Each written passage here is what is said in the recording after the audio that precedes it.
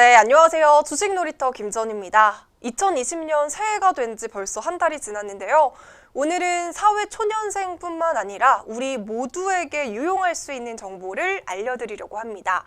새해를 맞이해서 신용 등급을 관리하는 방법, 그리고 2020년부터 변경된 신용 점수제에 대한 내용입니다. 네, 먼저 그동안 우리는 대출을 받기에 앞서서 첫 번째 절차가 있었죠. 바로 신용 등급을 확인하는 것이었습니다. 신용 등급이란 신용평가 회사가 개인별 신용거래 이력을 수집하고 분석해서 점수화한 지표인데요.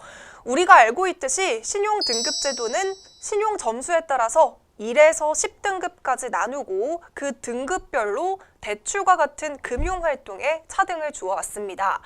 그런데 이 신용등급 제도는 지난 15년간 계속 비합리적인 부분이 있다고 지적이 되어 왔는데요. 이 점수를 구간별로 나눠서 평가를 하다 보니까 몇십 점 넘게 차이가 나는데도 불구하고 같은 등급을 부여받고 불과 1점 차이인데도 불구하고 등급의 차이가 발생하는 것 등의 문제가 있었던 것입니다. 예를 들어서요, 이 신용 점수가 629점인 사람과 630점인 사람이 있습니다. 이 두 사람은요, 단 1점 차이밖에 나지 않죠. 하지만 기존의 신용등급제의 기준에 따르면요, 629점인 경우에는 7등급이고요. 630점인 경우에는 6등급이 됩니다. 단 1점 차이인데도 불구하고 7등급으로 분류된 사람은 대출 심사 때 불이익을 받는 경우가 많았어요. 통상적으로 제도권 금융회사들이 6등급까지만 대출을 해주는 경우가 많아서 7등급은 아무래도 금리가 높은 대부업체나 사금융을 이용해야 했기 때문입니다. 이런 문제를 해결하기 위해서 2020년부터는 신용 점수 제도를 시행하게 됐습니다. 이 점수 제도는요, 1000점 만점에 1점 단위로 매겨져서 보다 정밀하게 신용을 진단받을 수 있게 됐는데요.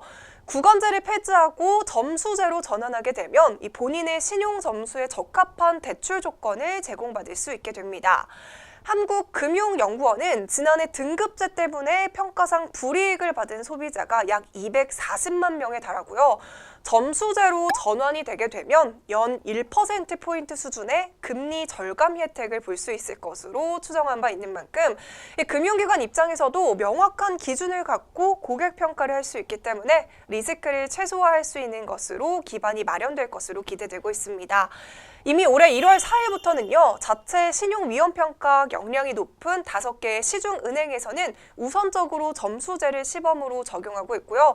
내년부터는 보험이나 금융투자, 여신금융전문회사 등 전 금융권으로 점수제가 확대될 예정입니다. 네, 그럼 이 신용점수제도 어떤 점이 달라졌는지 자세히 알아보도록 하겠습니다. 네, 먼저 첫 번째는요, 금융채무연체 기준이 완화됐습니다. 신용 등급에 있어서 가장 많은 영향을 끼치는 부분은 아무래도 금융채무연체였죠. 깜빡 잊어버리고 연체를 했어도 이 불이익이 커서 많은 불만의 목소리가 있었는데요. 단기 연체 기준이 10만 원에서 30만 원으로 늘어났고요. 기간은 5일에서 30일로 확대가 됐습니다.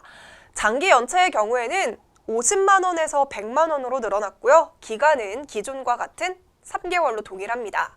이 기준이 완화되면 기존 연체 등록자 중에 약 13만 명의 연체 등록이 해제될 것으로 예상이 되고 있습니다. 네, 두 번째는요, 대출 금리로 신용을 평가한다는 겁니다. 그동안에는 제2금융권에서 대출을 받은 경우 신용 등급의 하락폭이 컸지만요, 이제는 어디에서 대출을 받았는지와는 별개로 얼마나 높은 금리로 대출을 받았는가를 기준으로 신용을 평가하기 때문에 제2금융권에서 대출을 받았다고 해서 신용 점수가 떨어지지 않습니다. 네, 그리고 세 번째, 비금융 정보를 활용하게 됐는데요. 일반적으로 사회초년생이나 노인, 신용카드나 대출의 경험이 없는 사람들은요, 이 대출금의 상환 능력과는 별개로 기존의 신용평가 방식에 따르면 신용 등급이 낮을 수밖에 없습니다. 따라서 이런 사람들은요, 제1금융권보다는 고금리 대출을 사용할 가능성이 많았죠. 하지만 2018년 1월 금융위원회에서는 개인 신용평가에서 비금융 정보도 적극적으로 활용하라는 방침을 발표합니다. 이에 따라 금융당국은 신용평가 제도를 개편하면서 비금융정보 항목을 추가했고요.